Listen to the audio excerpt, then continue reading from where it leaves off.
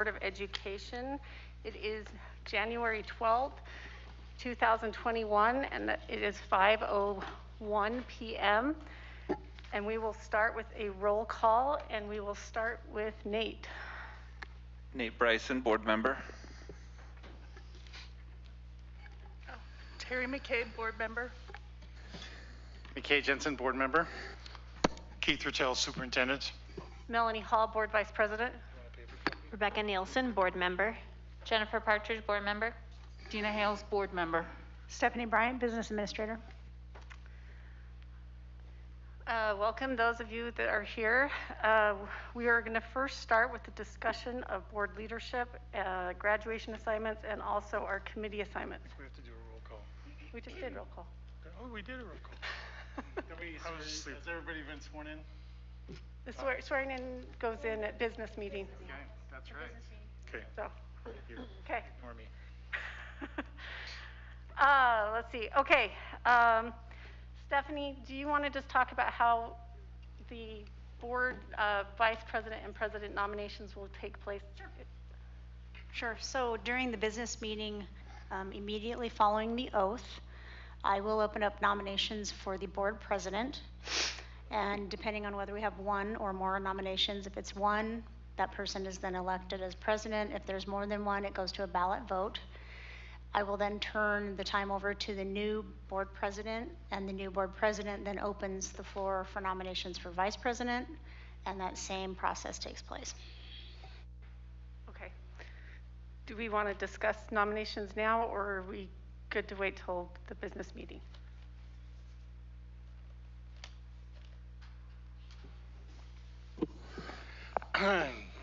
I propose, as I seem to recall, that this was, this is us, this is our leadership, and so I would propose that we come to an informal agreement prior to the business meeting. Then perhaps in the business meeting we can show unanimous support of the will of the board a little bit, but we've always talked about it in a study session ahead.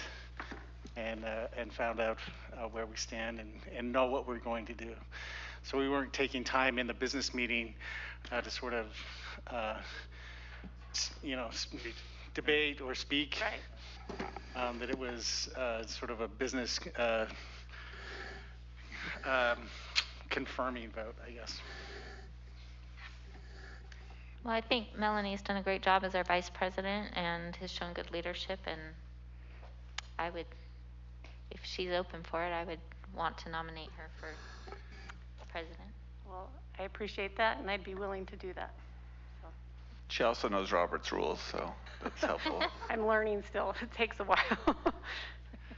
I need my gavel for you, though. Okay.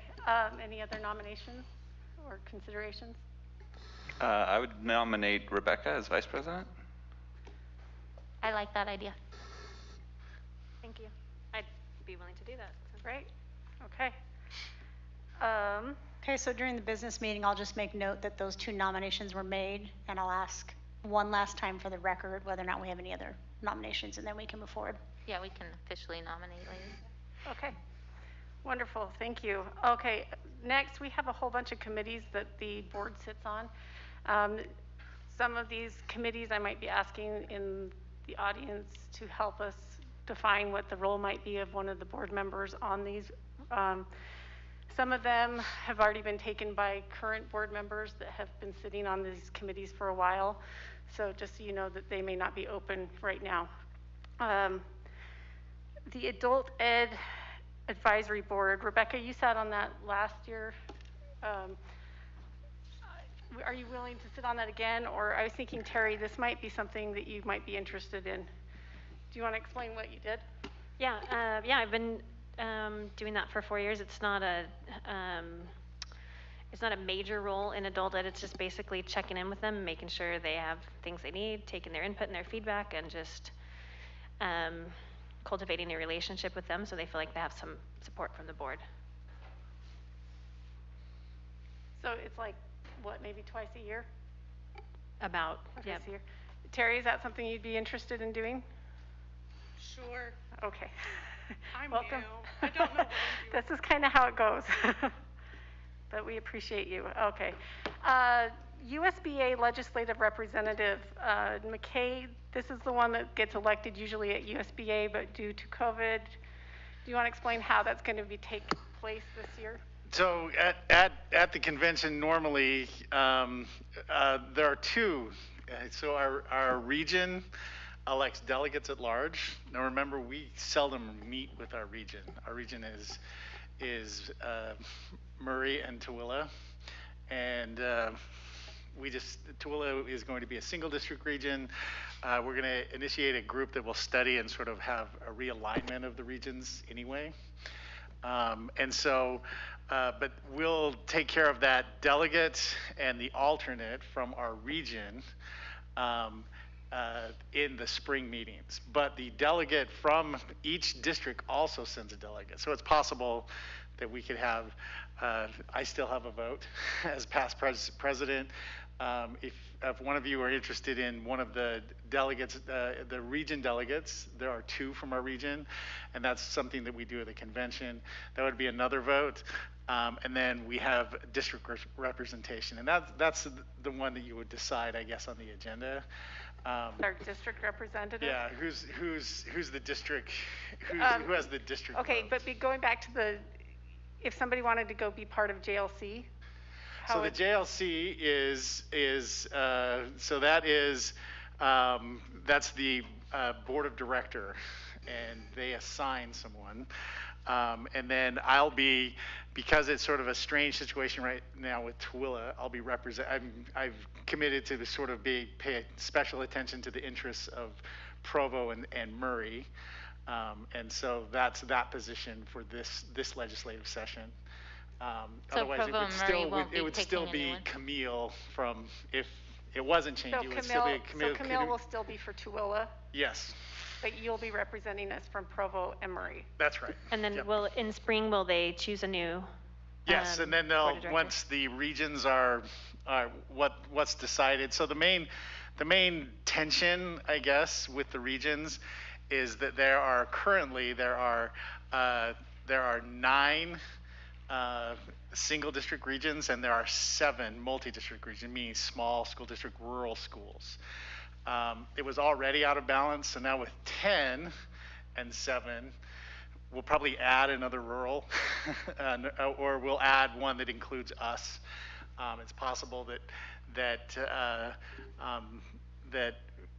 maybe they'll change the number, and maybe it will be us, Murray, and Salt Lake, Okay.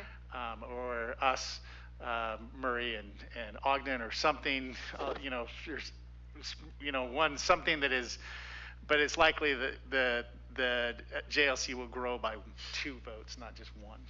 So is that likely to happen by this spring? Do you think there'll be a realignment when they choose a new delegate this spring? That requires another change of the bylaws, so that'll go until next November. Okay. And so the next convention, or next January, I should say. Okay, so it won't be till 2022. Yeah.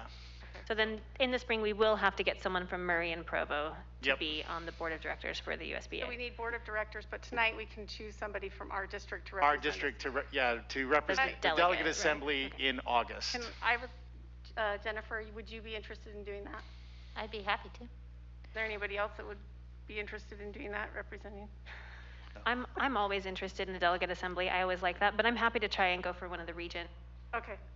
Have Jennifer do our Let's put district Jennifer one. on that one for right now. Either way, I'm going to go And either way. so- just a note, McKay, the board members can go attend JLC regardless of whether they're on delegate assembly or not. Yes, and this year will be, this is, in addition to being the year of, pandemic, this is going to be the year of transparency because a lot of Everything's those gonna be is going to online. be on Zoom. And so you'll be able to log in. To make a motion, you would need to to make a motion, you need to be a member of the JLC and to vote, obviously. Okay, so if we have a question, definitely give it to you or something like Or that. you can even ask the question, and you can even speak to or from, but to make a motion, this is what I propose, text me and I'll make it for you. Okay. Yep. All right, McKay, you're still on the board of directors at USBA. Yep. We need city. entire year. So Yes. we have our PTA council representatives. That was something that I sat on for the last couple years. Jennifer, are you still interested in staying on that one? I love that one, yes. Okay. Gina or Terry, would you be interested in PTA? Sure, I would Okay. be happy to. Terry, how about being an alternate in case we need somebody else there? Sure. Perfect. All right, CAPS, I'm going to stay on that, and Rebecca, do you want to stay on that? I would love to. I enjoy that. Thank Okay. you. Mountainland Applied Technology Center, McKay, you want to stay on that one, right? Their chair-elect. Yes, you need to stay on that one. A 2-year position after that, so. yeah, The maybe. National Affiliate Advocacy Network, do you want to explain what that one is? You're on that one. The what? The National Affiliate Advocacy Network. So that comes with USBA, so I'm still on that. All right. Is that for like NSBA stuff? Yes. Yep. Okay. Great. Provo For representing us so well know, in those thank levels, you. McCabe. Sure, and remember, I mean, I do have, standing appointments with Representative Curtis and our senators, so, No, it's nice to have an in there. sure. Yep, and they're always, Appreciate it. Provo actually punches a little bit above its weight. I mean, because,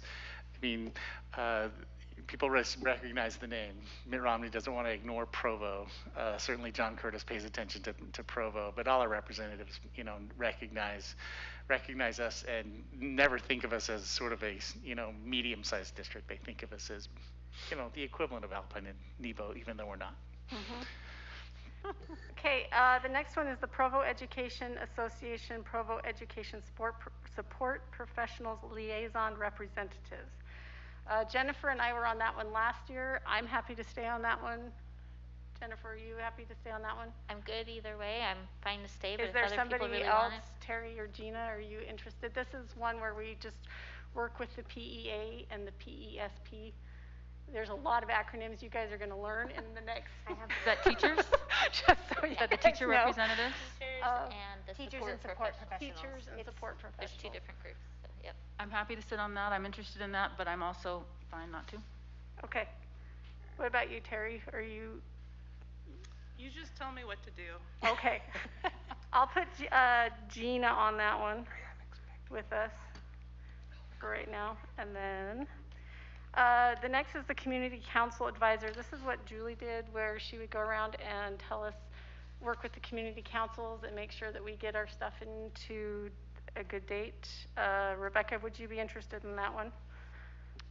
Yeah, Okay. if you're looking for someone, I'd be happy to do community council. Okay. So also, it's helpful if Rebecca, in addition to just reminding us of trust lands dates and when we have those that are sort of our neighborhood schools and our, and working with the neighbors that we know, it's helpful maybe if you think and give us assignments across town.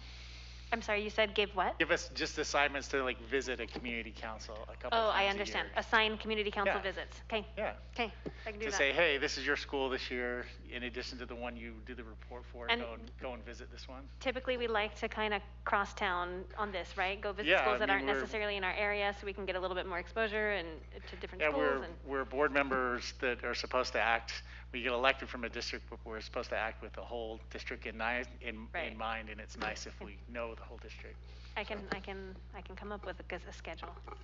So, and it's not even a schedule, it's just sort of this is How about your an school this year. invitation? Yeah. Okay. Okay, great. Safety Committee, I'm going to remain on that one. The Sex Ed Committee, Gina, you'd mentioned you'd be Yes, willing I to would be sit on interested that in one? sitting on that one, yes. Perfect, we'll put you on that one. So Anne Marie, that's a change. So, all right, the next one is the Technology and Data Advisors. Is this something we still need? So there's two things. So the data privacy one, there is some statutory things. So that would probably involve 1 or 2 meetings a year. to review and make sure that that's okay. So I think we should, we still need a data privacy committee. Okay. The technology, we don't have a transportation committee that a board member sits on. We don't have a janitorial committee. I mean, we want anything that we do in technology is now over 50,000. It's part of what we do, like transportation, like food service. But Chad knows his job. We're not trying to, I think when the committee was started, we were looking to innovate from the board. We were going to go to conferences and see what else somebody was going to do, and we were going to innovate from the board. Technology is part of our school, like transportation, janitorial, food services. And so one board member going to that committee sort of has too much of a voice. I think it needs to be brought through curriculum or brought through our regular things, and having a separate board member sort of trying to innovate is not, Chad knows his job and curriculum knows its job, and it just comes up naturally. And certainly if there's greater things that we want to do, we're going to talk about it, but it happens sort of organically because we know what other districts are doing, and we're not that far out of the mold. And if we are getting out of the mold, we're probably not doing it very well. So. Okay, so we could probably just call it the Data Advisors Committee. Yeah. You and Nate were on it last year. Nate, do you want to stay on the Data Advisory? Yeah, sure. We did a lot last year. My favorite. Do we need just 2 on that one then? Oh, yeah. Okay. Maximum, yeah. All right, McKay, you want to stay on that one then? Yes, that'll be great. Okay. Alrighty. The Audit Committee. Stephanie, you want to talk a little bit about what the Audit Committee does? It's a statutory requirement that we have an audit committee, and we have in the past had 2 board members on that committee. I think Jim was on it, and Melanie, you were on it. No, I was Nate on it. And you were on it. Yeah. Maybe we had 3. I think we had 3, but Yeah. I don't think Jim showed up on the one meeting. Yeah, Jim was gone, but we also generally have at least 1 or 2 community members on it. Sometimes somebody from Zion's Bank will be on it. Community members are getting a little bit harder to get on it, but it's basically sitting down and coordinating with myself and Devin, the accounting director, as to what we want to look at internally for our internal audit function that is statutorily required. And then once that internal audit function's been performed and we have a report, sitting down with that audit committee and reviewing that. I mean, I think twice a year, So do or you want, maybe an hour. do you want 2 or 3 board members sitting on that one? We could probably just do 2, unless there's 3 dying to be on it. I want to be on it. And I'm happy, I was on it last year. I'm happy to stay with it. Okay. I mean, if we want a 3rd person on it, if somebody's got interest. They're an alternate. Anybody want to do it as an alternate? Yeah, maybe we should do it as an alternate. I'd be happy to do that. Okay. I do that for MATC, Okay. chair their audit Okay. committee. And so. Okay, thank you. The next one is the Joint Educator Evaluation Committee. This is the end of the year stakeholder survey committee. Is there anyone that can talk to that one about it? I can. Go ahead. So I've been on that committee. That is basically a meeting or 2 a year, just going over results and then planning for, again, the stakeholder survey that goes out to all stakeholders in the district. And it's not even, you're not really super involved in the deep details of it, but really just the oversight and the support of the committee. So I'm thinking either Nate or Terry, are you guys interested in doing that one? Sure. Okay, we'll put you on it, Terry. Thank you. The next one is the Interagency Committee. Jennifer, you sat on this one. Yeah, this one is quarterly meetings at the state hospital, although right now they're over Zoom. And it's just hearing what they're doing and supporting them. And in the last 2 years, there really hasn't been a need to do anything else outside of those meetings for that responsibility. So is there somebody who wants to sit on that one, working with the state hospital, to see what's going on over there? I can continue if no one else wants Want to it. continue it, or is, I mean, that's something in. I'm happy to do the state mental hospital, Yeah. I'm happy to do it. I did an internship there. Okay, I'll put you on that one. Thank you, Gina. Okay. Jennifer, you want to stay on the Kindness Club or Kindness Committee? Kindness Committee, yes, please. And Terry, do you want to be part of the Kindness Committee too? Sure. Okay.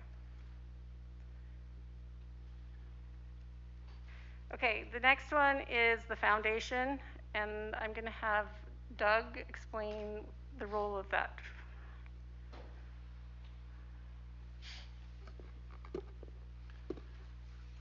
Yes, thank you. The foundation has a lot that they they do, and again, I looked at Jennifer and Rebecca, who firsthand know from their couple years of commitment to this that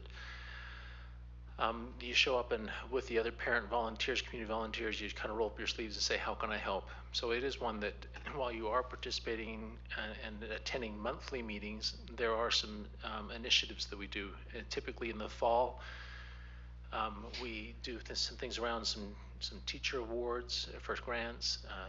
In the springtime, we've traditionally held an auction, and of course, everyone gets involved in that auction, but it's the planning leading up to that I know that they've been doing some heavy lifting on.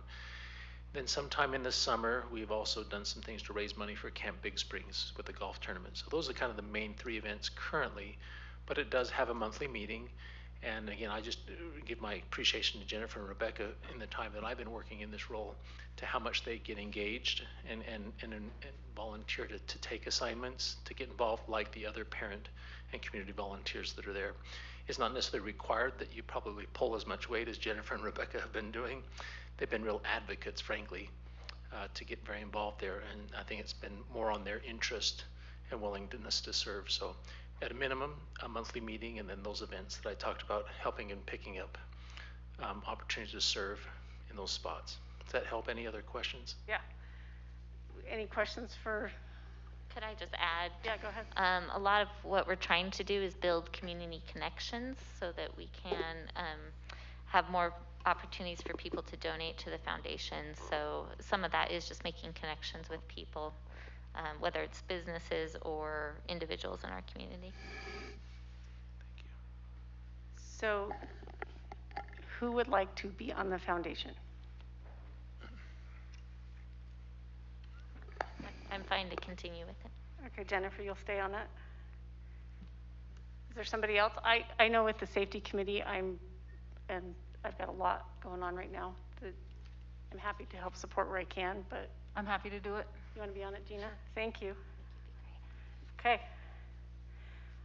I think that takes us through all of our committees. Is there any other committees that I'm missing, Keith, that you can think of? At one point, we had a graduation committee. I think McKay attended that one, but was that more of an ad hoc committee, Todd? So Okay. I don't know that we would call that a standing committee. The other thing we need to do is talk about graduating speaking assignments. I just want to ask the superintendent, with TSSA, like our trust lands money requiring board approval, would it be wise to sort of, have,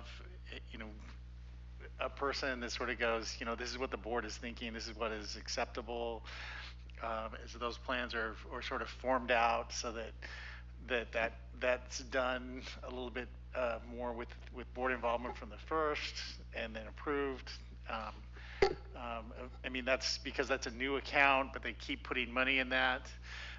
The governor's budget has another $23 million that's going to go in that account. So that's likely this year. I just wondered if that would be helpful to sort of kind of go, these are the standards of, this sort of meets the framework. This is ahead of one of those things instead of being just pro forma. I mean, then making it pro forma with the whole board, but having someone look at it closely, sort of outside of a meeting. And, Let's do it. Do you want to sit on that, McKay? Sure. Do you need two? Do we do one or two? Sounds like we got a volunteer over there, Melanie. Let's see how that goes this year. That's and with then, you? I mean, yeah. So Okay. if Rebecca's handling trust lands, then I'll handle the other one. And so that'll be great. Okay. So we have our graduations coming up in May. We think. We hope. Yep. Keeping our fingers crossed. And just for the new board members, we usually rotate who gets to speak. And we do about a 2 to 3 minute speech at the end and accept the graduates. It doesn't have to be anything really big, and it's actually quite fun. So I want to have dibs for Tim Few this year because I have a senior graduating. So I want dibs for Tim Few. Fantastic. You'll be great. Dibs for Provo High. I just want to comment on Provo High and not necessarily dib it, but I was on Provo High last year, and I don't want to sound like I'm ducking out on graduation speeches because I was happy to give it last year. But my son will be graduating from Provo High next year, and I would love to be able to speak at his graduation. So I don't want to duck out on that large assignment because I know that's kind of a It's one of the bigger ones. I hesitate one, to but- put Terry and Gina because you guys are newbies. You can I'm speak happy. both years in a row. Additional to have the Well, I've got ideas for you guys. But Nate and Jennifer, do you guys want to duke it out over Provo or McKay? Provo, I mean, I'll do whatever, but, I mean, I'm happy to do it. Let's have Nate do it because you're doing foundation. So, Okay, unless you want to really. I do it. haven't gotten to speak at graduation Okay, well, yet, let's but- have you do it, Jennifer. Or I don't see why Rebecca couldn't speak 2 years in a row. Nobody wants to hear if from Jennifer me 2 wants years in a row. do it. And I would probably just make some No, jokes. I at was Provo supposed High. to do Independence last year, so I was just gonna offer to do Independence again Do this we know year. who was But supposed to do Provo High last year? Provo High was Rebecca. I was She supposed to just do talked Provo High about last that. year. Okay. I mean, look, if no one wants it, I will totally take it. I'm a team player, but then I want the next year again. Everyone wants So I to just do don't want to Provo be High a Provo High hog. I think with you speaking next year, I mean, we rotate leadership a little bit. I think it's nice to say that somebody from the other side of town, that we don't have another, I mean, and so we're not going to tell you no next year that you can't speak there, but I think we should take an opportunity for So, Jennifer Jennifer, or do you Nate, but wanna- Jennifer would be great. Okay. I can do it. All right, Jennifer's on for Provo High. Independence, that's a fun one. And adult ed. So we also do 2 graduations. They're very small. They're very intimate. They're in the auditorium. And it's an easy way to break Easy, yourself into easy. graduation Heritage- speeches. The big, huge ones for Timpview and Provo High. So those would be good ones for either Gina and Terry. Independence is in my district. I would be, Okay, let's Would put love to you do on theirs. Independence. And Gina or Terry, do you want to do adult ed? Yeah. Terry, that's my favorite graduation every year. It's a really, really It's great so one. sweet. Yeah, you'll love it. And then Rebecca, do you want to do fall independence? Sure. Okay, I think we're set then. All right. Moving on.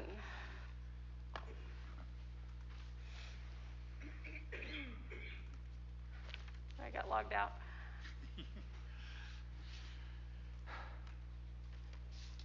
I can take them through the You want to go through that? meeting schedule. So normally we do this meeting schedule approval in December, but I don't remember why, but it's now here in January. So I will point out a few things. Anytime you see the term joint meeting, that's a meeting that we are attempting to put into the schedule firmly to meet with the city council and the board. So we'll alternate locations. Usually they'll host, or if we're still Zooming at that point, then it'll all be virtual. So I also wanted to point out a couple of other things. Normally in April, we only do 1 meeting, and the purpose of that is to, or the reason for that is because with spring break, to fit in 2 meetings that are not in consecutive weeks, we sometimes scramble as district leadership to get enough material together for 2 days after we get back from spring break. So we've kind of got into the habit the last 4 or 5 years about just having the 1 meeting in April. Should that be shifted a week too? We usually shift it 1 week so that when we get back from spring break, we have Right. more time to prepare. Right. Is that already shifted? So I would have to look Spring at the break is calendar. early though I that year, don't know. this year. Our spring break is like the No, it's spring First- break's the first week of 5th April, right? through the it's the 10th. 5th through the 10th, Oh, or the okay. 9th. The second Tuesday would be the 13th is what we have it 13th. scheduled right now. So we may have to move We may have to that move one. it to the 20th, so Go to the staff has 20th. time to To the get 20th. stuff prepared. Yeah. Is Was- everyone okay with that, moving that one to the 20th? Let's do it. Okay. Okay. And then I also wanted to point out, you got the graduations on the list. I've asked for, like we did this past year, we normally do not have board meetings in July, but with COVID and all the craziness that we dealt with this past summer, the possibility, I think, still does exist that we would like to hold out July 13th as a possible study session and business meeting date. I'm thinking that if things go the way we hope they go this spring, that will not be needed, but I'm going to suggest that maybe in May we look at that and get a read on how things are and then make a decision about whether or not that date is going to stay. Personally, I'm going to be out of town that day, so if we're Zooming, I'll Zoom in from where I'm vacationing, but anyway, just if you would please hold that, but I think there's a likely possibility we won't need that one. And then to look through the rest, you see the other dates on there. Again, no, I don't think anything's out of the ordinary. Bonnie, do you remember anything that we needed to hit on this? Okay, I think this is pretty much it. You do know that we normally have a pre-spring retreat. Right now that's scheduled for the 26th of February, and then there's also one in the early fall, and that is right now scheduled for October 1. And for the public to know, it's not really a retreat, it's a really, really, really long meeting. So, Can we change the name? I still feel like we need to change the name of that long meeting. okay, we'll call it Board Spa. That's what we'll, that's as Even inaccurate as anything else. Okay, any other questions about the proposed upcoming schedule? I do have a, well, maybe more of a proposal. I had heard from a few constituents recently that they were trying to find our board meeting for this week and it wasn't on the website, which I assume is because we hadn't approved it. So I'm wondering if we should also approve the January 2022 date so it can just be on the website in case we neglect to do it in December again. I'm fine with that. Do we, or, Yeah, we can do that. We can add that just to mirror what we're doing this month. yeah, Yeah, so it would if be we just have the first. the 11th the of first business meeting of 2022. Yeah, we can do the first business meeting and the study session at the end of the month and then plan it. Do we know if we'll have the USBA conference then? Because sometimes we have it the 11th, or is it a No, it's usually a Thursday, Friday, Saturday. Thursday, Friday? Nate Okay, knows yeah. because that's his birthday. Happy birthday yesterday, Nate. It's probably too early to know that, isn't it? Okay. Okay. It's normally the first Friday, which would be the 6th, Okay, 7th, it's 8th. Friday, you're right. Yeah, it's usually that first Thursday, Friday, Saturday. Yeah, But in terms of whether or not it's definite, something's gonna happen. something will happen. Something's gonna Okay. happen on that, Okay. Yeah. that first Thursday. Yeah. Okay, Okay, we can make that adjustment. all right, thank you. Any other questions or proposals? Thank you. All right, moving on. Stephanie, Work do on you want that to give us tomorrow. the construction update? So we will need a motion on this in the business meeting. Okay.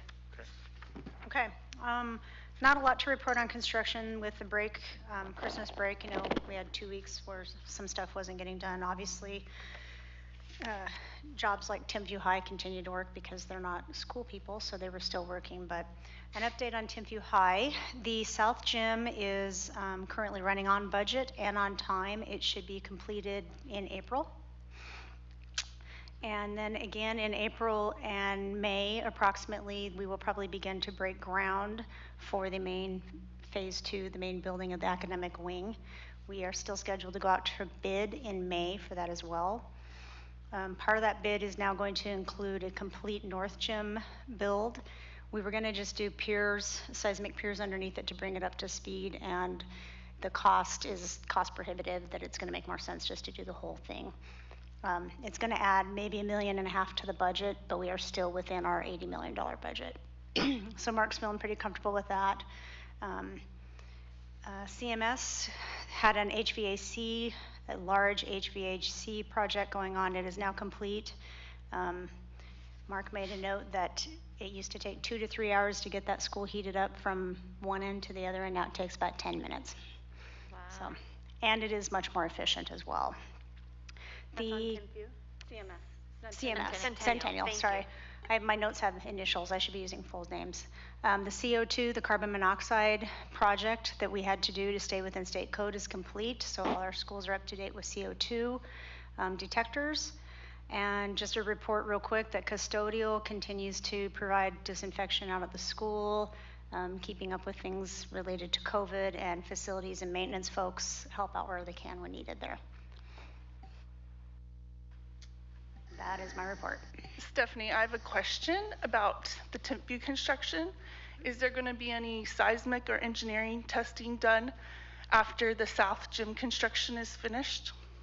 I'll have to ask Mark how that operates. I know obviously a lot of seismic has already been done, and then the piers get put in and built on top.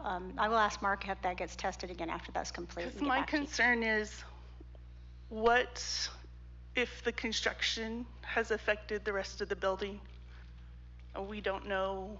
So are you asking if they're testing the other parts, the older parts that have? Like the new, That are the rest still- of the they put school. on helical piers and stuff, you want to make sure. Yeah, that- not the South Gym, but the rest of the buildings to see if they were affected by the By construction. the construction. Okay, I'll follow up with Mark on that. He'll know an answer better than I will, and then I will get an email out to the fire board. Remember that there are monitors that monitor the current build, the rest of the building right now for anything that happens. And also, part of our agreement with the state is we have an engineer on site that is tasked with that sort of every day to see if there's any effect to the rest of to check on the condition of the building. And so that keeps going all the way through. Otherwise, we wouldn't have been able to occupy the building if we didn't have that constant. Because some people don't know that, so it's good to make sure the public knows. Yep. It's on public record now. Stephanie, do we know anything about the water mitigation up there? Sorry, what was that? The water mitigation? Have we, no more? It is part of the project. The main mitigation is being done around the side of the building to ensure that that is not a future issue. So that's part of the design and the build. Oh, got in progress?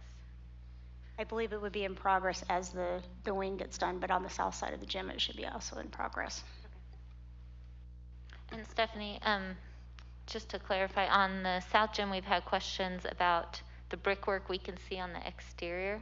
Is that the final brickwork part of the new look of the school, or is there going to be something going up outside of that? Mark is sending me a couple texts, so let me read his text. Okay. Thanks, Mark. I was going to say, Jennifer, I remember when the architects presented to us last time, them saying that they were going to try and integrate the old with the new, and that it would be a look of both like cinder block and brick, but old but brick it's and new. also- So I wondered if maybe they would just keep The it. coloring that, they had a panel out at one time with what the outside coloring was going to be, and it isn't the red brick like the rest of the school, but has a mortar that kind of matches it to blend it in. Okay. So, We got to remember too that that part right next to it is going to be torn down eventually too, so it's going to look Right. completely Yeah. different. But too. I'm just, Doesn't and matter. if that's the new look, that's fine. We were just having questions. Is that the finished look or not? So- yeah. And water mitigation does continue as each area is done, so that, Mark explained that to me and echoed what McKay said about the structural engineers being on site. Thanks, Mark. Okay, any other questions about building updates? Okay, not. Moving on. Keith, do you want to talk about the policy? Okay, I'll actually ask Anne Marie to come up and introduce the policy and its purpose and its origin and what it's replacing.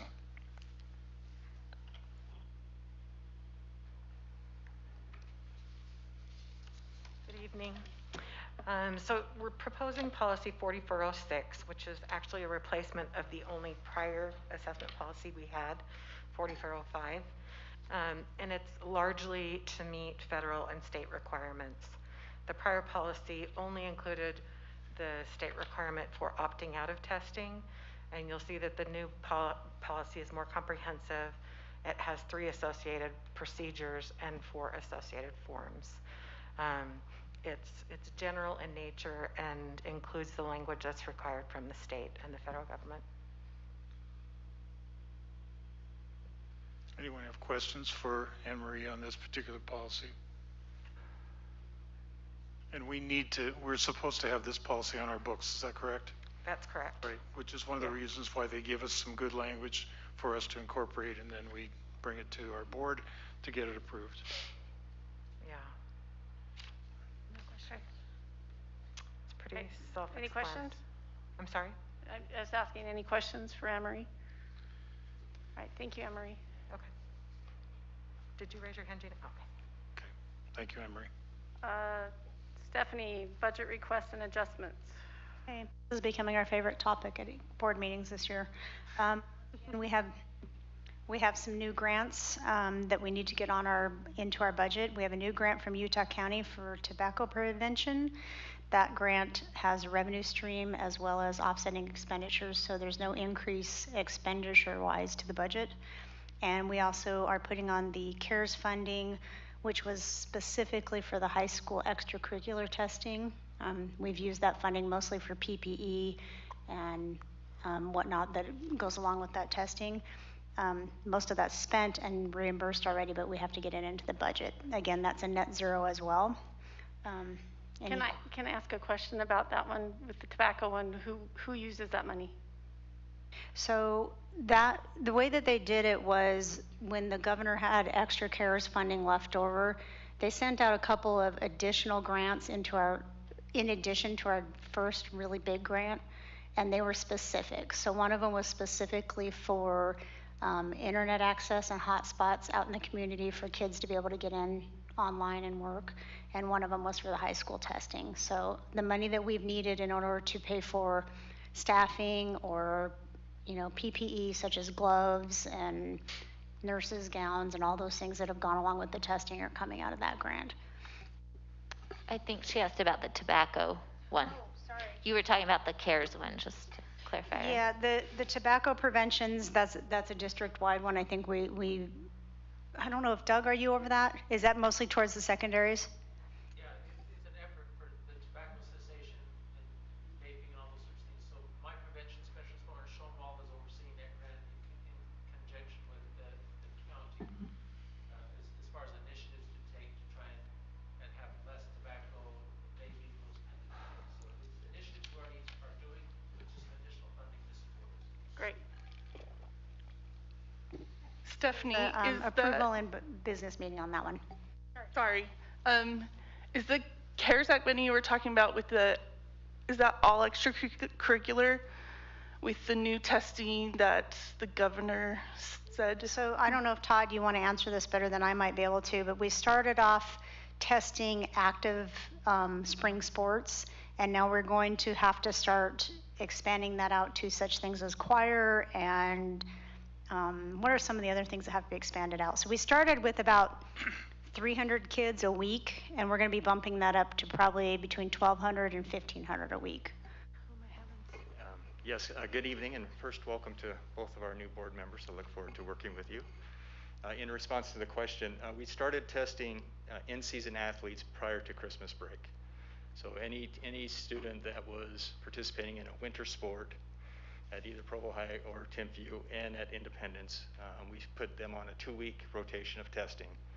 Since that time, it's come back to us that if we have groups that are athletes or performing arts groups that are not necessarily competing but are planning or wanting to meet after school, we needed to test them as well. And so now we have all of our spring sports that are preparing for the spring season. They're meeting after school. They need to be tested.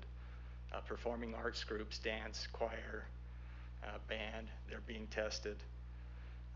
And then we do have some of our winter sports, football in particular, that do kind of a spring drill season. They are also being tested. I know now we're getting into the COVID portion of the conversation, but have they been tested or they are going to be tested? So we started, I think, correct me if I'm wrong, Jason Garrison, Timpview tested over 200 students yesterday. Okay. They're part of this extra testing that we've been asked to do. Okay, so I thought I heard in some meeting that we had tested like 60%, or is that just we're going to test about 60% of our students? So, yeah, great question for clarification's sake. If we were to test every student that was participating in all these groups all at once, it would be approximately 60% of the students. Okay, and But we don't anticipate needing to test all of them at once because not all of them are actually meeting after school at the same time. okay, so I've been giving some people some bad information, but yeah, that should give us a really good idea of the spread in the school. Yeah, Also might knock us down to phase 1 again. Yeah, absolutely. Are we running any of the test at will sites that the other districts are doing? For Now- students, Yeah, test at yeah, will? for any, I mean, obviously, I mean, so they're starting test at will for anybody that, I mean, they've had the National Guard and they haven't been exactly successful events as of yet, but they're continuing. Are we doing any of those on any of our school sites? What I know of is where I think Jason is working with our teachers as an ad need, or if there is a need for testing, they're welcome to come in, set up some opportunities for them. We haven't done that for students per se. So, or the community, like, you know, the Yeah. bad example in Nebo where they said, if you Yeah. want to come get a test, and Yeah. they weren't really Yeah, ready. that's a good point. You know, in this new testing regime of every 2 weeks, we're running into situations where students have conflicts with the scheduled time. You know, we're simply saying you need to get a test, and so looking at community partners, people that are doing these kind of at-will testing, they're tapping into that as well. And that applies to the sort of the test to stay program. Yeah, So, that's. I mean, so remember that the program was test to play, test to stay. So if you Yeah. were exposed, Yeah. you wanted to get a test, so you could come So back a little quicker. The test to stay is a whole nother situation that we could spend probably quite a bit of time on. We have not needed to even look at that at this point with the reset of our data collection of positive cases in our schools. None of our schools are even near that threshold at this point, which is 1% for the 2 large high schools and 15 for the other schools. If and when we get to that point, I know there'll be probably a conversation in the safety committee about a test to stay and if that's inappropriate. The challenge with that is the superintendents, as I understand it, in the county have set a minimum threshold of 70% test. That means you need to test at least 70% of your students. The districts and the schools that have ventured into this previously, that have run a kind of a test or a trial run, neither one of them have been able to even meet that threshold. Right. And the complication of this, and this is something we'd have to really play out, is those students that actually test positive, not only are they excluded from attending school in this situation, but any student that doesn't test at all is excluded. And so it's potentially, if you don't reach that 70%, that's 30+% of your student body that's excluded. The other thing that you want to mention is that the district has to pay for the test to stay also. There are tests that we need to generate and come up with, yes. And it's an added, And again, we've the been- personnel. That's the other thing I think the board needs to be fully aware of as we move into this new phase of testing nonstop. It is really nonstop if we're looking at 60% of our high school students. Yes. And the personnel these are people that we're pulling off task to help man this, and there is a burden there that we have to be, I think, cognizant of. And I really doubt that we would get 70% of students willing to go test. I mean, that number seems so high. We've also been told too that we can, when we start the conversation with the county health department, that we can go back to phase 1. That can be an option. Yeah. So that's something we can look at. Yep. Test to stay is not a have to. It's just simply an option. Okay. Todd, Sorry, go ahead, Jennifer. I was going to change it slightly back to old times. I was just going to say, to put the cost in perspective, the tests, and we got an incredibly good deal on the test, thanks to Mrs. Fleury. The tests that we ordered for our employees were $44,000 for 2,000 tests. So if you start testing at your high schools every week, you know, you're talking about $100,000 a week to test out of the high schools. And that doesn't include the PPE, the gloves, the staffing that you need, There's a lot that goes into that testing. So test to stay is a pretty big burden on the school district. Todd, you might not even know this question, but I know the elementary schools are possibly restarting their after-school programs. Will they have to be tested too? That's a good question I don't have a readily response to. You know, the testing requirement for high school is part of the agreement between the association and the governor's office, and it's been mandated down from the state to us. Is there a schedule yet for state championships? Is there a plan in place yet? So because I know state drill team's coming up. Yep, those dates are in place. They're set by the association a year in advance, and we're working towards those, yes. Okay. So I'm going to just make sure, do we have any more questions about budget before we move on? Because I know we want to talk a lot about COVID stuff. Okay. Oh, really? I'm going to just give a quick update of what's been happening in the safety committee meetings, and then I'm going to open it up to Keith to explain what they've been working on at the district, and then we have lots of time to ask questions. Jason Garrison, correct me if I'm wrong, but we had about 300 students at Timpview, if I remember from the safety committee. Just short of 300 students at Timpview on Monday, not a single positive test. So that was encouraging. Provo High will get theirs this coming Tuesday, I'm guessing. So testing is going smoothly. They're able to put it in red cap. Red cap is so that the Utah County Health Department knows what's going on as well. It makes it very seamless.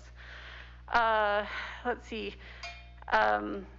We're also, like Todd was expressing, we're going to start gearing up to get more activities and other sports involved that may not be in season at the moment. More details will come. Teachers and staff had the opportunity to get a rapid test this past Friday.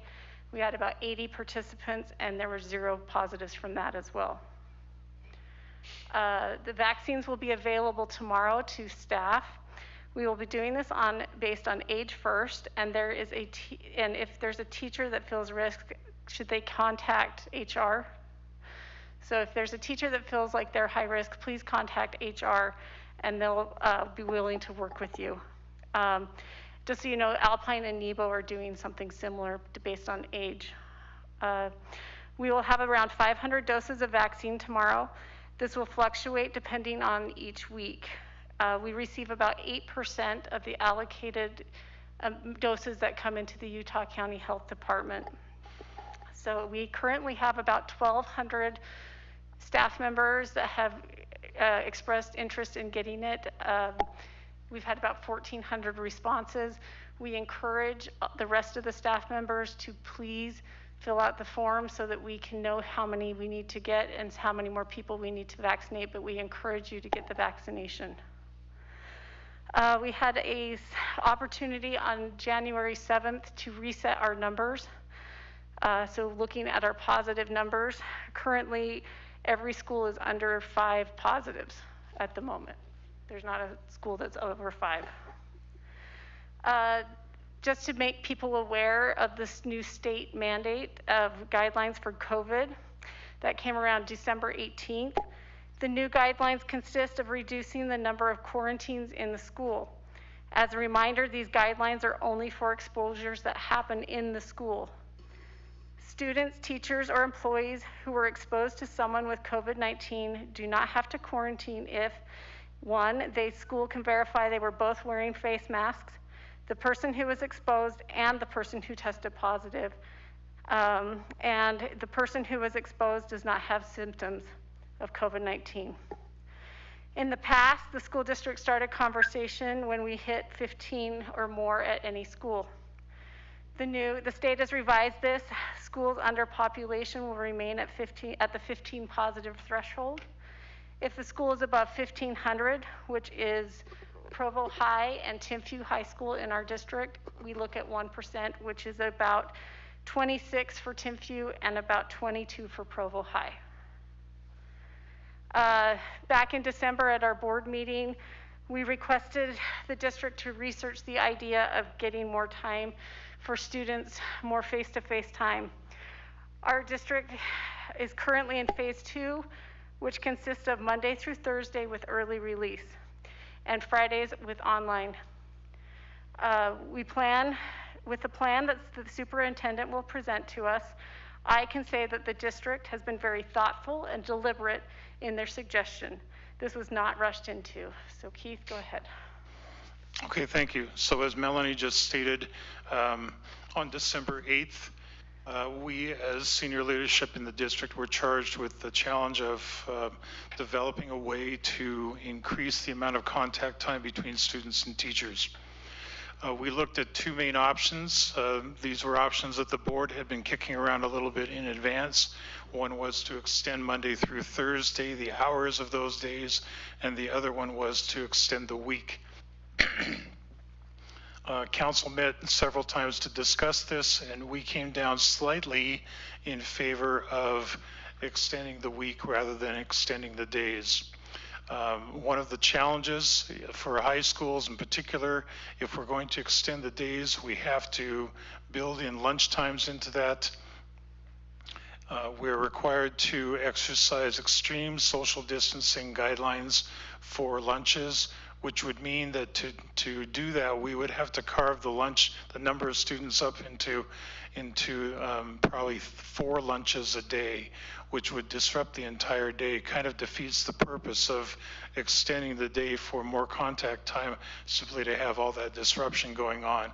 So, like I said, we leaned slightly in favor of the Friday option. So in effect, we would go 5 days a week, and they would all be shortened days. There are other benefits to that. One is that the regular time every day that the custodial staff would have to get in and clean and sanitize the buildings would remain stable from where it's been, and therefore talking to Jeff Hawkins, he felt that that was the preferred option. And there are other benefits. One benefit is, and we'll have to negotiate this with the State Office of Education, we could simply go back to regular attendance taking rather than doing the participation ratings, which are being done right now. We're not getting a lot of great data at all levels on the participation ratings. They are estimates. They are an attempt to comply with the attendance requirements that we have in state law, but they're not really getting the kind of clean data that we're hoping for. So returning to daily attendance, a quick daily attendance, would be a way of addressing that issue. There are other benefits, there are other struggles, but we developed the plan with the purpose of complying with the board's wishes to increase the amount of contact time. One of the other issues, and it's a pivotal issue, there are actually 2 issues that are related to this. One was the fact that we have a lot of teachers who are really bending over backwards to do a lot of home study prep. And so we will have to probably limit some amount of the home study participation from this point forward, and even reduce it. We do have a policy on the books. I don't remember the number of it, but it is on homebound instruction. We probably, in looking back, we probably should have simply adopted that approach rather than building a whole new structure in called home study, because I think it's just added a lot of confusion to it. Nevertheless, it was well intended and we thought it would work, but it has kind of grown beyond our ability to really manage it. Teachers are already working really hard, and then the home study demands are pretty burdensome on them. If we have to hire some additional teachers to handle the homebound instruction demands and take that off of regular classroom teachers, we're prepared to do that through the remainder of the year. The other issue is we believe that it's wise to tie the vaccine plan to this shift. We had proposed moving to this model on January 25th. That, of course, is negotiable. That's depending on what the board wants to do. So those are the options that we put before the board. The board has seen a write-up or two on this and descriptions, and we've had discussions, and so we're simply waiting to have the discussion tonight and then make some decisions about where and when we go forward with this. Anything that I missed, Melanie? I don't think so. Okay, thank you. All right, so questions about the concerns, things you want to bring up? Go ahead, Rebecca. I've got a couple. So you said we have 1,200 employees that have indicated that they do want the vaccine, but we only have 500 doses tomorrow. So what is the plan going forward to get everyone vaccinated? Doug, do you want to, Doug or Jason?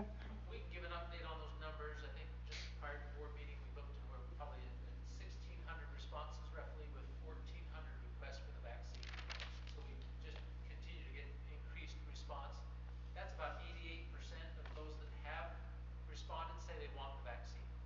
We still have between 1,600 to 2,300, we have some space to make up there. In other words, we've heard from 70% of our employees so far. We have a 30% that we're reaching out beginning probably tomorrow or Thursday to their supervisors to go and prompt them to give us their response. So we know for sure whether they choose to take or decline the opportunity for vaccination. As we projected it together, Jason and I, we know that this first month we anticipate we'll receive about 500 doses, but the county health department communication with the superintendents have said we don't know how to project this out in the future, but it's likely to be, with what we know now, unless something changes, about half that amount moving forward.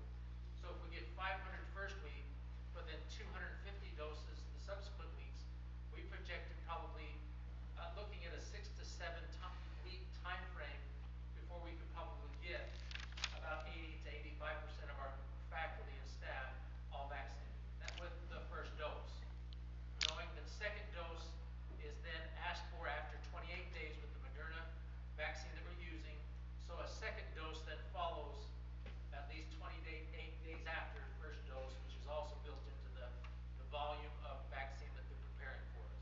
So we're anticipating we're actually going to be doing vaccines, either the initial vaccine or the booster, probably certainly through the end of February and into March.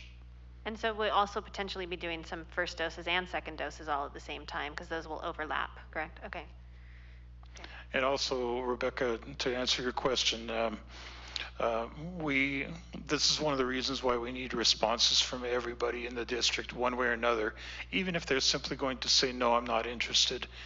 We want to be able to account for everyone, because just today, in fact, in consulting with Jason, I answered a question from the health department about how many vaccines we're going to need.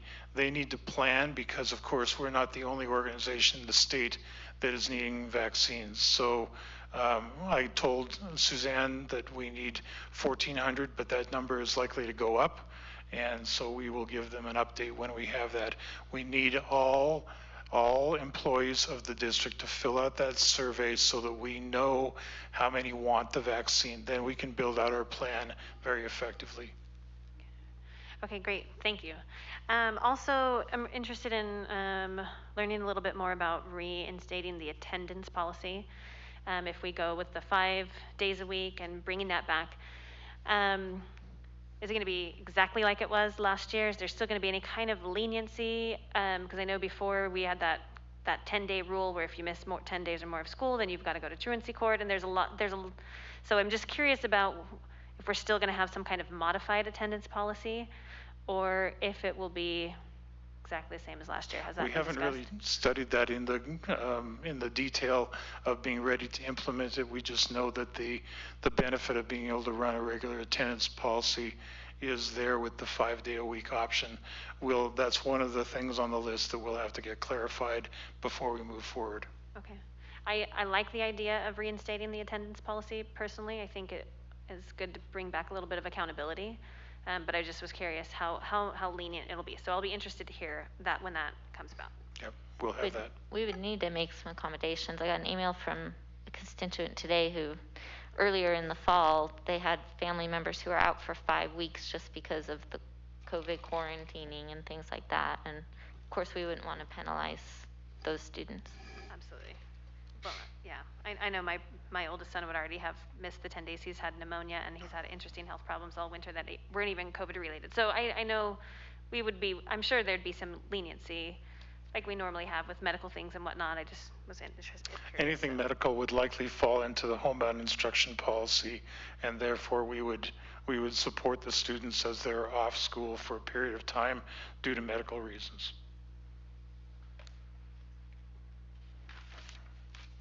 Other questions? I have a couple questions. What will the, if we move ahead with this and we go 5 days a week and then we hit our threshold, what does that look like to go back to phase 1? Should be reasonably easy. We already have the schedule built. We would have to reduce, we may have to reduce away from Fridays, and we would probably go to the alternating day program that we had at the very beginning of the year. So we just do Monday, Tuesday, Wednesday, Thursday on those for phase 1? I would imagine, although I know the board has requested that on weeks where we have a Monday holiday, we would probably adjust those weeks. I'm thinking of the week of President's Day. We would not cancel school for that Friday. We would hold 4 days a week, and that particular week we would go the alternating days Tuesday through Friday. And why would we, if we want to go 5 days a week, why would we go back to 4 on phase 1 rather than just keep it in 5 and do a 3-day versus 2-day? Like an A-B schedule for 2 weeks would equal out to the same number of days. Just curious. Yeah, I think it would be, we can negotiate that. I think it would mainly be what do we need to do to achieve the social distancing, to achieve smaller amounts of individual person-to-person contact. How are we doing in terms of mask wearing and those kinds of things? Didn't we also use Friday to clean? Don't they Yes. do intensive cleaning on Fridays? Friday was a very intensive cleaning day in the week, yes.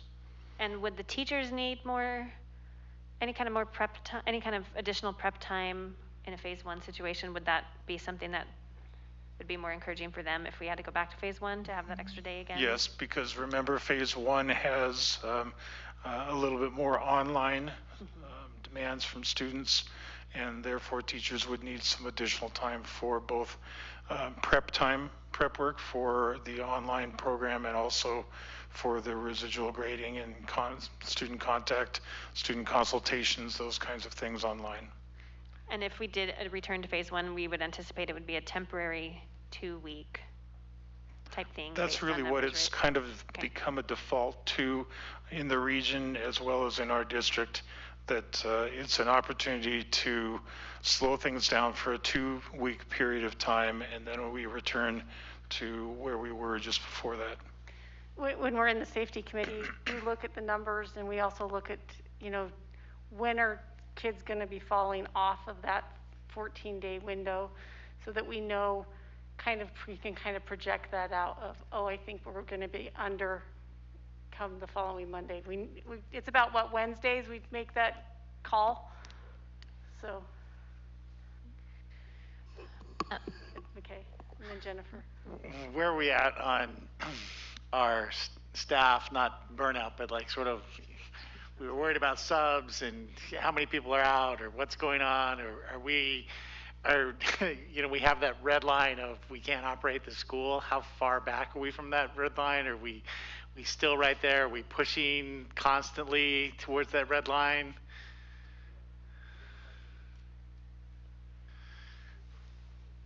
I would say that, as we've made each of the phase changes, our staffs have worked through the process of adjusting to those, and there has been that, level of frustration. I think one of the positives this year that you could see from our schedule is that with substitute issues, concerns of people being out due to COVID or other reasons, we have been using people in the building who normally wouldn't substitute. So rather than having to worry about Kelly Services being able to fulfill all those roles, we've been calling on others who were current employees, and so we haven't had as much stress over the actual sub issue as we have had in the past. But it's a great question. I think each time we make a change, it does add to that stress that causes people to feel worried about being able to continue in their assignments, complete their assignments, those kinds of things. And we spoke with a group of teachers prior in this work preparing for the meeting tonight. We pulled together a teacher from each of the buildings and presented the plan to them. The superintendent spoke to them, got great feedback. And the takeaway that I had while I was listening to that meeting was that the preference, if there is a change, would be to the 5 days a week, not to the 4, as we had kind of mentioned earlier. But I do think there is that measurement of stress that's always there. There have been a lot of changes recently, even with bringing the vaccine on.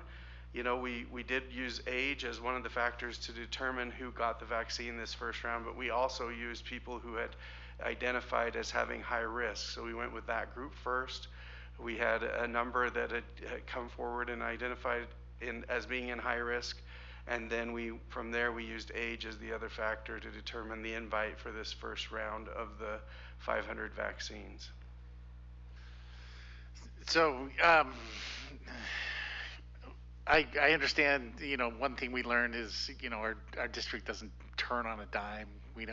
It's not good. And so it's good that we're having this conversation for a couple weeks out, but being employed in a district that was really committed to 5 days and went, okay, now we're at 4, and our employees work harder than that district, I think. I honestly do. I think that they've struggled a lot more. They've pushed themselves to a higher level in lots of ways. And so, I like the conversation because we know what we need to do for our students. Certainly, I wish I was better at the copy and paste email, because I get the regular one that don't you see the kids aren't getting sick? Yeah, but I'm worried about keeping teachers in the building, and I'm also worried about them showing up next year. Right, absolutely. Can I just address that? In the safety committee,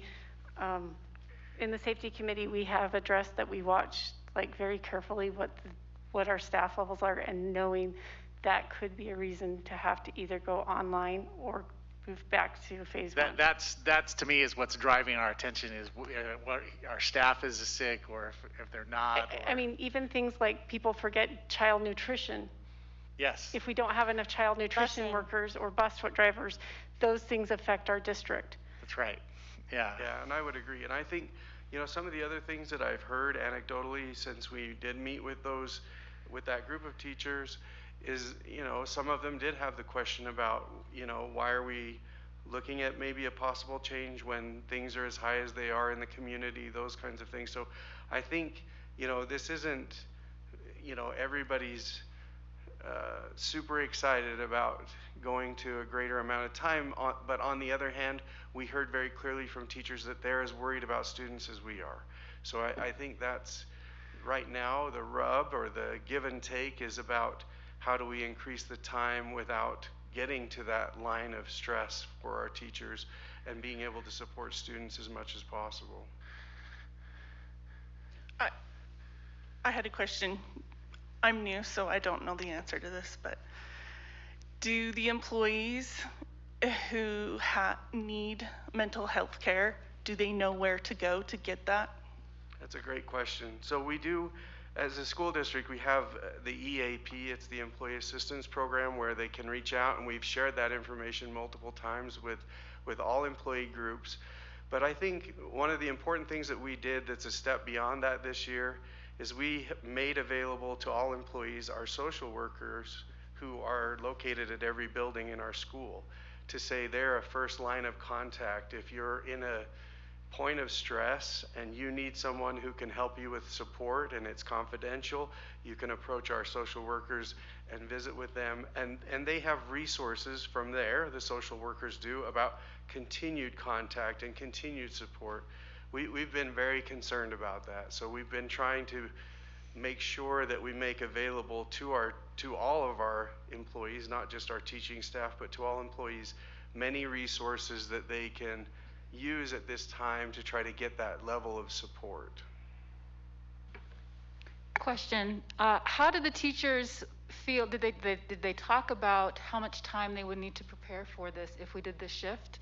Like, do they need, I've heard some say they needed 2 weeks, and I've also had some feedback that they're worried about, I forget the acronym, but the parent-teacher conferences that are at the SCPs. beginning, the SCPs at the beginning, and just, can you talk about the timing? Yeah, you bet. So we heard very much the same kind of feedback that you just described, that they had asked for at least 2 weeks, 2 weeks before the transition, that the decision be made, or that they have information that that's where we're headed.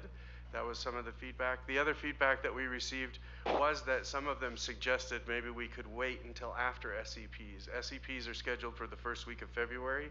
So if we, get into that time frame and chose to make the transition then, that was a suggestion by one of the members one of the teachers who attended this meeting. Thank you.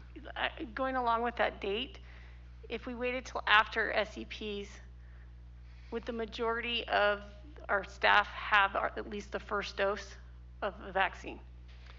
That's a great question. So with us having 500 tomorrow and 250 in the following weeks, which is what the health department has kind of tentatively committed to, then we're looking at 1,000 after 3 weeks that, of the people who would have received the first dose, 1,250 by 4 weeks. So we're getting really close to, having over half at that point. We'll see how the numbers continue, but like Doug was describing, we've had about 88% of our employees respond yes to this point that they want it. So if that were the case, we'd be looking at 2,000 employees needing to be vaccinated total for us to get to that, all employees having that opportunity for a first round. And, that would put us out a little ways with it being 250 a week of still being able to get everyone in for their first go. But to your point, after 4 weeks, we'd have a little over half who would have had received the first vaccination. And let me add that tomorrow is going to be an interesting test run. It will show us how many vaccines can occur in a given hour, and there are other variables here that we just don't know the answers to yet. We don't know how many vaccines will be available on a weekly basis. We expect that number is going to fluctuate somewhat from week to week. So it could be 250 one week, it could be 220 the next week, it could be 280 the next week. We just don't know. We haven't been told that. All we know is that the allocation that comes to Utah County is then divided up between like a portion is skimmed off the top for law enforcement and medical providers, and then the rest is divided among the 3 districts. And by the way, we also have to find among the 3 districts, we have to carve out about 10% of the overall number for charter school and private school students. So, or I should say staff. So, so again, it's really a variable that we don't know all the details and firm answers to yet, but tomorrow should tell us something in terms of how this is going to operate. I actually have a vaccine question too, if I can add on top of that. I don't know if we know this either, but when we say we're getting 250 doses, when it gets down far enough down the line where people are needing second doses, is that 250 that we get that week, will that have to include first and second, or are we going to get another 250 first doses and then second on top of it? It's what you said, second, on the second option. So we'll get second doses on top of our first dose allocation. So we'd have about 500 coming in. Yeah, so the health department, when we met with them this last week, they described it as, by setting up this 500 this week, they will now have planned for 500 4 weeks out for the second dose for those people.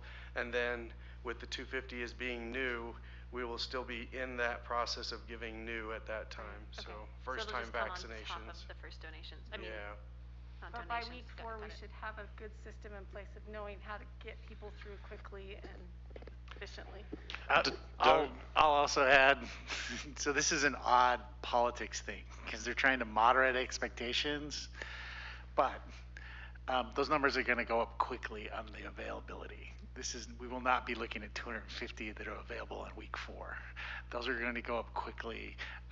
I'm guessing that next week you're going to hear different numbers that we're going to go of availability that are going to go up because of a large policy change. Another thing is that, so the national policies are changing as we speak, that they were going to be very strict about when that booster was going to be given. They are not going to be very strict on that because it doesn't get them a lot of change in effectiveness if it's late or not.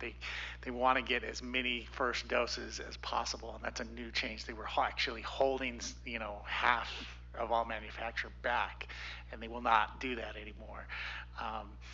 If the governor spends 10 minutes on something, it's a big deal. The governor right now is spending about 3 hours a day on vaccinations. And his push is more quicker, but they're telling the county to moderate expectations so it doesn't look like a failure when anything goes wrong. But I'm much more optimistic than those numbers. Doug, have you heard anything to this point? We have 3 students here from Provo High School. Have you heard anything about vaccines for students at all, or a given age threshold, or any of that kind of thing?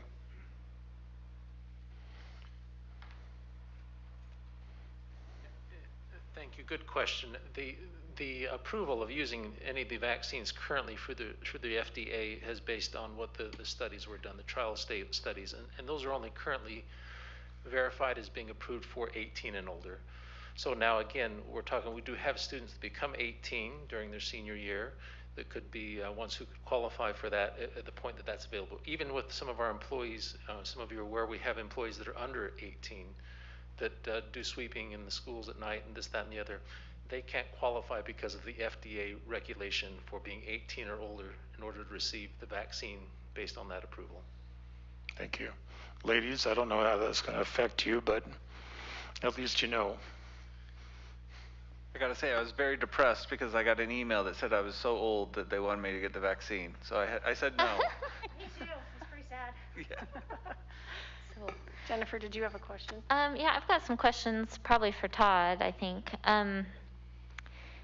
We've been looking into this and contemplating this. The thing I'm still trying to wrap my mind around is, if we make a change, we want to make sure that we're doing what's best for our students, our teachers, and if it's not the best thing to make the change, then I don't think we should do it. And I feel like saying we're going to remove the home study option for elementary, in my mind, seems pretty cut and dry. But I feel like with the secondaries, the way that they've approached education for their in-school students, I'm having a harder time understanding what the difference will be for the teachers in their prep time with the plan moving forward, if it will change much, if they're going to be able to handle having less prep time with the proposed change. Yeah, that's an excellent question. It's one that we continue to struggle with.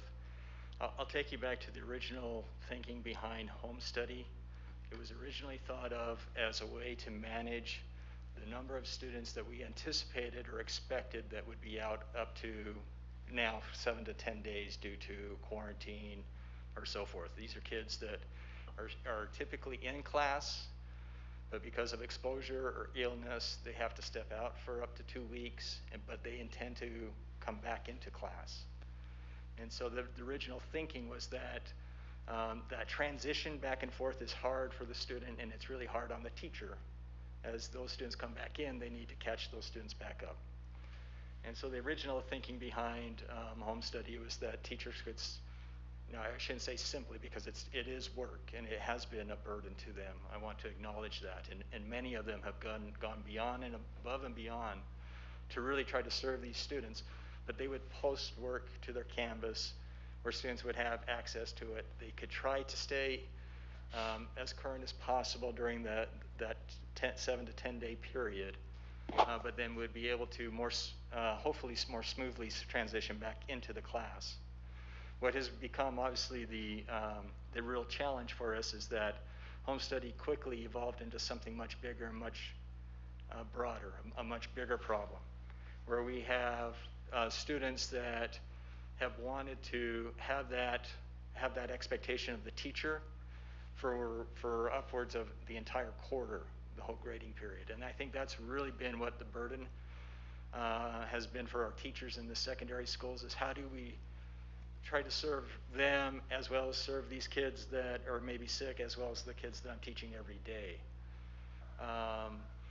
The thinking around where we're at and the superintendent's guidance around homebound, when we think about those, I've referred to lovingly as long haulers or long termers, these are kids that are wanting that home study for the entire quarter. Homebound would be a better, more appropriate approach to address their need. Whether that's through student services in Doug's office, in the traditional homebound, or to look at more feasibly the transition to e-school. And so right now, depending on the direction of the board, is schools are prepared to work with those students that are looking at a long-term situation to either go through the homebound or to transfer to e-school. The struggle still becomes what to do with that 7 to 10 day period when those students are out. We could transfer them into a homebound situation, or we could transfer them over to e-school as well. I think that we would want to be very thoughtful about doing that for these short-termers, because they could be back in the class relatively quickly.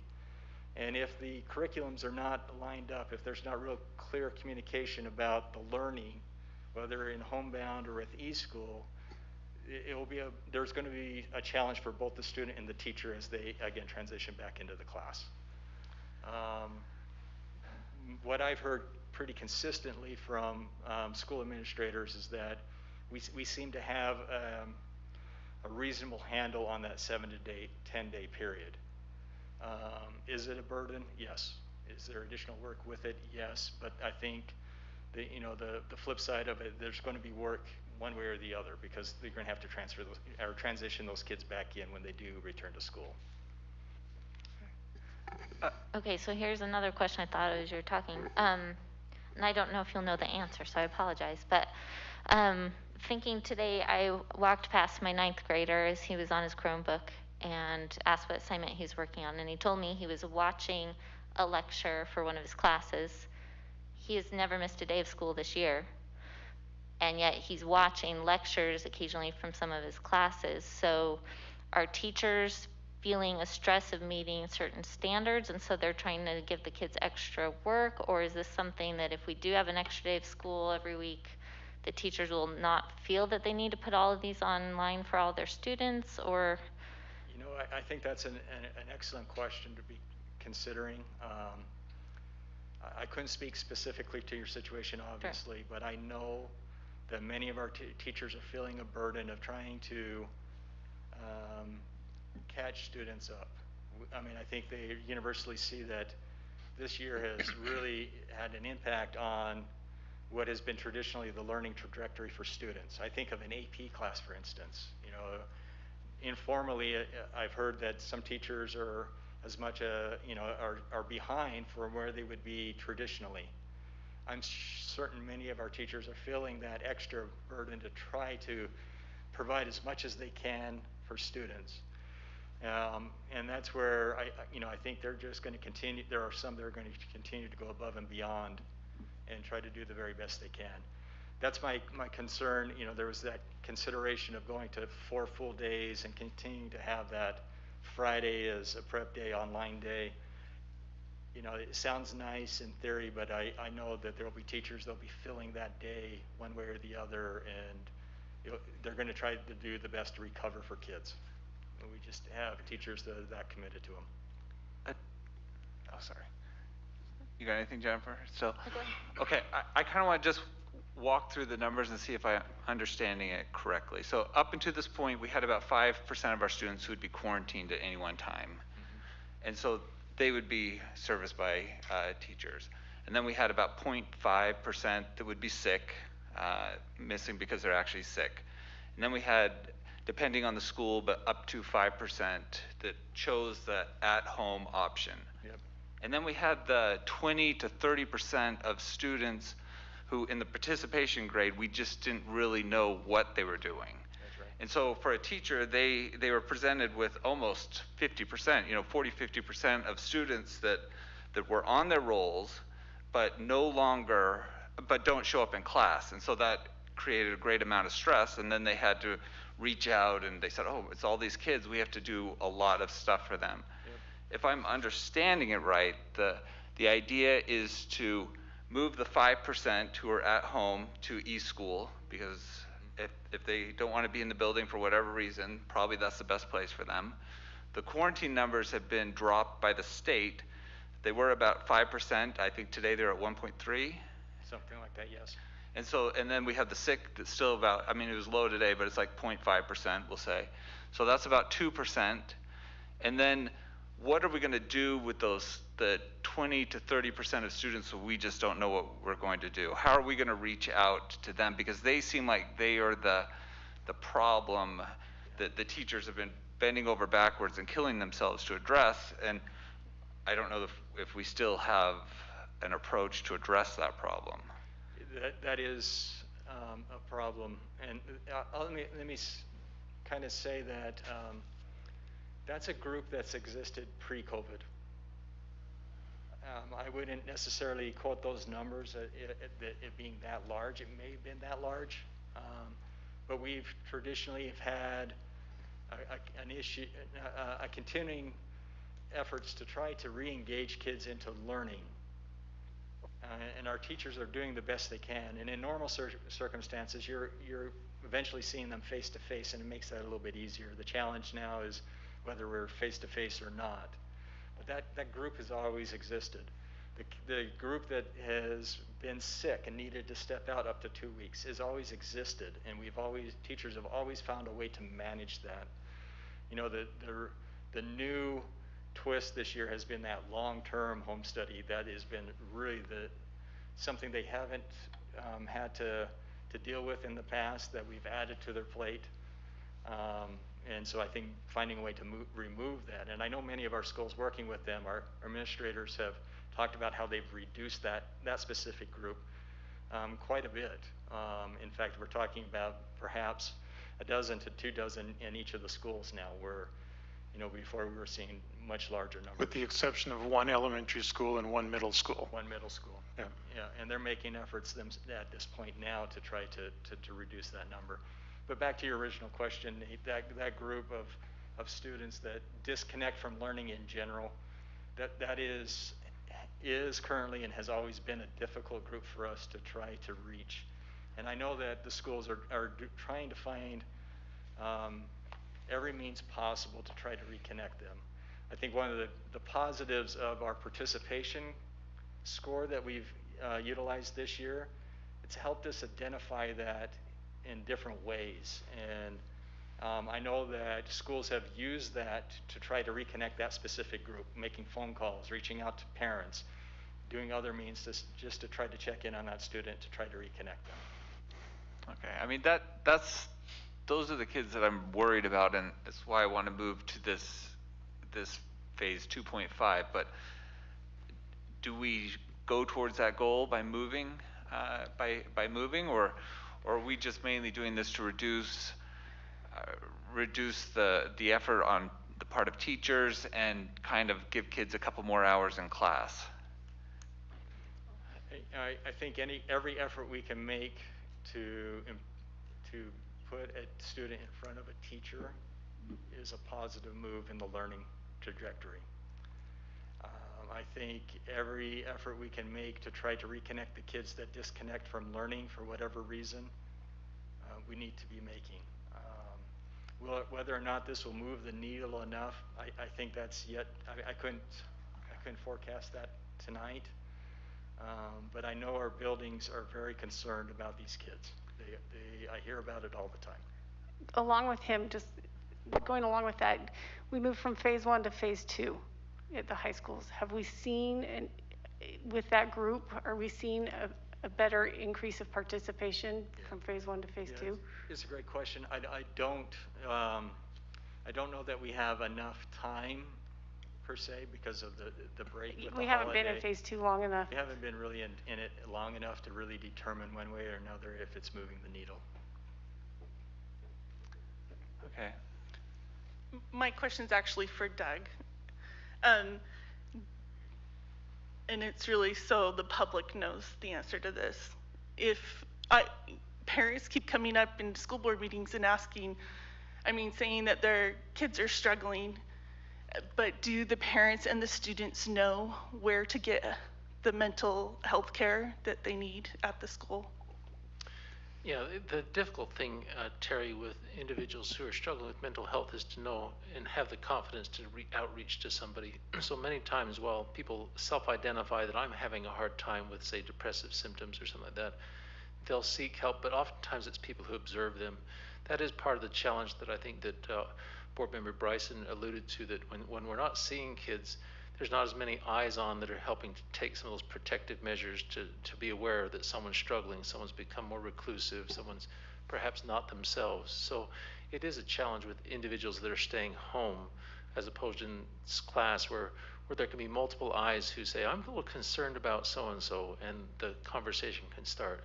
So back to your question specifically, Terry, we, as was mentioned earlier, we do have in Provo School District, we have the benefit of a long-term commitment this Board of Education has made to put a social worker in every school. And that's a significant thing to say. All of our secondary schools have always had school counselors, but we have licensed clinical social workers in each of our schools in this school district. So those individuals are available and resourceful at any time that another adult sees, or the social worker themselves sees, is they're very visible in those schools, who's needing some additional time and support. Now, they don't provide ongoing counseling and therapy to all those individuals, but they get them in touch with the resources to where they can get that help. We have a wonderful relationship with Wasatch Behavioral Health and other locations that support students and families in need. The last thing I'll say real quickly is the Safe UT app. That's another thing that I think I want to put a plug in for, because we get a lot of activity through that almost on a daily basis. We have multiple referrals that come in that help us and alert us to some of the mental health needs, and that immediately is referred to schools administrations and social workers to reach out to kids in crisis and families to support them. Doug, last spring the district created a helpline. Is that still operational? The helpline, we kind of monitored it. It's used throughout the whole springtime and even into the summer, and staffed it with some of this CARES money we put toward doing that. Its activity was just so low, it was hard to justify why we continued that past about the month of July. So what we have tried to do is promote and continue to say that these other networks, such as the Safe UT app and other things, which have a better footprint and reputation of being something that people respond to. So at any time, though, that we feel like, and again, that there's a concern there, we can reinstate and have all this infrastructure in place to get that helpline going again. So, I'm Terry, glad you brought that up, Keith, because I actually called the number to find out what happened. And when I followed the prompts for the mental health, it actually went to the social worker at Spring Creek Elementary School. Yeah. So I don't know who's in charge of fixing that, to know who that phone number is supposed to go to. Well, again, we set up a network there that allows us so that it puts you to the United Way if you need help, to things such as the Franklin Center, or to other types of places. I think there's a whole menu, right? Yeah, and then built there's into a lot that of is prompts. the idea of saying, so making the choices is why you called the helpline. One of those is to get in touch with one of our social workers. Now, again, they all network and case manage everything together. So I'm actually thrilled, Terry, to hear that you got a hold of a social worker somewhere, because then they can immediately put you in touch with a social worker in your local neighborhood who could support your child. So Terry, in answer to your question, I think a succinct, short answer would be, we hope so. We hope that people know. I know that there have been efforts to get information out, and those efforts continue, both at our local schools through their counselors and social workers and others. But there's no way for us to know exactly how effective it is, but the effort continues. Can this be included in the parent emails each school sends out? This kind of information? It certainly could be. Certainly, I think it has been, and we can continue to make sure that it's there. We'll work with the supervisors to make sure that their principals know in those newsletters and things, and also the ways that we can promote things from our district media footprint to make sure that there's lots of ways to find this. Thanks, Terry. Thank you. Okay, I have one more question. This one's probably for McKay. They talked about in USBA that there's going to be hundreds of millions of dollars probably coming in. Is it too early talk about what we're going to do with that? What kind of interventions? Are we mainly going to use that money for interventions to catch kids up, or do we have any idea how that money is going to be spent? Is that the second round of CARES funding you're referring to? Is that the CARES fund you're talking? Yeah. Yeah, so sorry, McKay, but in council, we've discussed a lot about using the majority of those funds for catch-up. We don't know what our dollar amount is yet, but at least at the council level thus far, we've been talking about a lot of catch-up funds, or catch-up need. Do you think by the time of our next study session, we would have more information about that? Yeah, Yes. I actually have a UASBO meeting on Thursday, and they're hoping to have us those numbers by tomorrow or Thursday, and then allocate the funds next week. We're actively, aggressively developing or working on developing a summer school program that will include credit recovery and all kinds of additional learning experiences for students who have checked out over the COVID year. It's been a really difficult year. There's all kinds of challenges with this, as we know, but one of them is we have a number of students who, in this current environment, they're just not engaging. And so we have to get them up to speed. We have to get them caught up as far as we can. So that's one of the goals of our summer project that we're developing right now. Is this summer program including K through 12? And We're not just the high intending for it to school? be all the way through grade 12. Okay. Yes. Going along with that, some of the things that, with the catch-up, I had asked a question about like how students are doing, and so I was given compared to last year, and it was kind of alarming to see the numbers, and I just want to share them so the public can see what those are at. At USBA also, Sid Dixon, the state superintendent, mentioned that 20% of kids were failing at the end of May last year. And on top of that, up to now, about 20% more kids are failing, which is an alarming rate. Anyway, compared to last year, let's see, Centennial Middle School was at 5.4% incomplete. This is for first term, by the way, compared to first term, because second term hasn't ended. We're now at 19.22% incomplete at first term. That's about 4 times as many. Dixon Middle School was 4.67% to 19.68% now. Provo High School was 11.96, and now it's at 30%. Timpview High School is at was at 9.64 last year and is at about 18% this year. If you look at elementary, every grade some grades are just off by 1 or 2%, but first grade was the most alarming to me, where they were last year at 26% under at well below the benchmark, and they're now currently at 46%. So these are alarming rates, things we need to take into consideration about going forward with more time for kids as well. I have a question about the home study. First of all, with this proposal, we're saying that home study would be changed or phased out, I guess. Adjusted. Adjusted, there you go. I guess 2 questions. So if we decide to not move forward with more instruction time for our students, will we still make that adjustment for the home study? And if we do make an adjustment for home study, how are we approaching that with the families who are currently doing home study and are participating and showing up for school, homeschool? So in answer to your first question, I would anticipate that one way or another we need to make some adjustments. The burden on teachers is clear, and I need to say this openly to the public. The current public education system that we have in Provo School District could adapt over time, but as it stands right now, we are not prepared to have the same teachers running full in-class option and full online option at the same time. We haven't cracked the code yet. I mean, I'm sure there are ways to do it effectively, but we are not there yet, and so that's why teachers are feeling like they're working twice as hard as they ever did, because they're dividing up their services into a group of students that are right there in front of them today, and then a group of students that they'll see online later on today. So that's one of the challenges. So I think we do need to make some adjustments to that. Your second question, Jennifer, one more time was? So how are we approaching the families who are currently in Oh, that home right. study about making the changes? Right. Well, I joined Todd and the secondary principals last week in a PLC, and I would assume that the same thing will be going on with the elementary principals. The principals have done a really good job, most of them already, in talking to different parents and different families about some of the challenges of this. And we've seen the numbers when we talked about this back in September at the retreat. We've seen the numbers decline significantly since that time.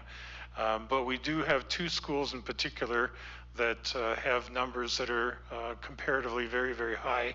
So we're going to have some hard conversations with parents about what we can provide and simply what we cannot.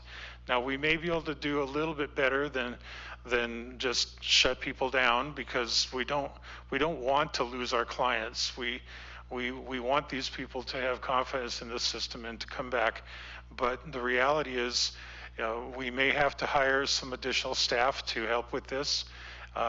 We have to have conversations with them about what is reasonable to assume. And for those of you who watched the meeting, the virtual meeting last Friday, you may remember that several of the teachers who gave us feedback about this proposal at that time mentioned that they were frustrated that they were doing all of this work for students who never use it, who never log on. And that I immediately told them what I told them back a few months ago, is you have to go talk to your principal, and the principal has to make contact with those families and say, this is not working. This is not working. We are not built to have teachers develop entire lessons for people who just don't log on and avail themselves of this opportunity. So we definitely have some cleanup to do there. We think that a comprehensive approach to this, depending on the situation with the family, is the best way to go. We're not trying to jam everybody into the same box as a solution, but we do know that there are some common themes that we're likely to see. Those who, as Todd mentioned, might be a better fit for e-school, those who are not participating at all, who need to make a decision. Are they going to come back to school, or are they going to do something on their own? Because we're killing our teachers by having them do these additional hours of work every day, and then they get discouraged when they discover that none of their students that they expected would log on to take advantage of it, that they're just not doing it. So it's a lengthy answer, Jennifer, but hopefully that helps. Okay, and so do I understand right that if we do have families there are students who are participating well, that the proposal is we shift to having teachers who are designated to help them in helping any quarantine students? Correct. And so that burdens off the teachers, and they have less that the teachers have to do directly with those students? Correct. Okay. Yes. So would that include, would that mean the teachers are no longer required to put everything online that they're doing in the classroom every day, since that burden would be shifted to a different teacher? I think we would probably negotiate that teacher by teacher, grade by grade. Some teachers do it automatically and don't even think about it. Other teachers it's a burden for. So, but someone would need to be making sure that the material is made available to the students, whether it's the classroom teacher or whether it's the homebound coordinator. Something I've heard from some of the schools is that they were told at the beginning of the year, be ready if we have to move completely online, you need to be prepared. And I think that expectation is still there. It's my understanding that we would maybe go to a phase 1, but the chance of going completely online, I don't see that happening. And the only reason that would ever happen is if we don't have the staff to run the school. Okay. So maybe we also need to adjust what the teachers are feeling that their expectations are. Yes. And that if we had to go completely online, we would understand we'd need a day or two, I don't know, maybe to adjust or something like that. There's some of these things, and I'll say this to all board members, that we just have to work out a few of the details yet. some of these things, I mean, I will tell you, last Tuesday morning, when Todd led the meeting with the secondary principals, there were a couple of principals who said, okay, I'm ready to get going right now. And I said, no, this is subject to board approval. We're not exactly sure what the board will approve, and then we've got to figure out how we're going to implement it. So that's how anxious they were to get going on it, and they were feeling like this was something they could attack. But again, some of these things have to be worked out in terms of the unique details of what we're dealing with. We have one middle school that has nearly 100 individuals on home study. We'll have to handle that one differently than the other middle school who has about 10. So there are things that we just need to work out based on the details that will come out in the discussions with the principals. Understandably. Yeah. So will we be making a formal motion on this in the business meeting? In the business meeting, yeah, if we're going to be doing something different, then it would be helpful for me to have your direction by having a motion and a vote so that we can know how to proceed, and then we get on it tomorrow morning. We already have, what time is it tomorrow morning? 8, 9, 10? I don't know. 8. 8. Okay. For secondary principals to be meeting with Todd, and we'll be talking through the impact of the discussion and the actions tonight. I guess it's not unusual for me to feel in the dark, but when I see the community increase in cases of 62% going up, and I know that's not our students, so I'm not worried about our students, but that increase has been reflective in our staff. And we didn't see the immediate surge after the holidays, but we've only been in school 7 days. 7 days. 6 days. 6 days. So, again, I don't want to make, I would feel more comfortable if there was something we were watching to go, yeah, I'm feeling like this, this is the point where we start going the other direction rather than a guess. And otherwise, I'm trying to just gauge what I don't know, and I don't know what the surge in the community is going to look like in our schools because we've only had a week.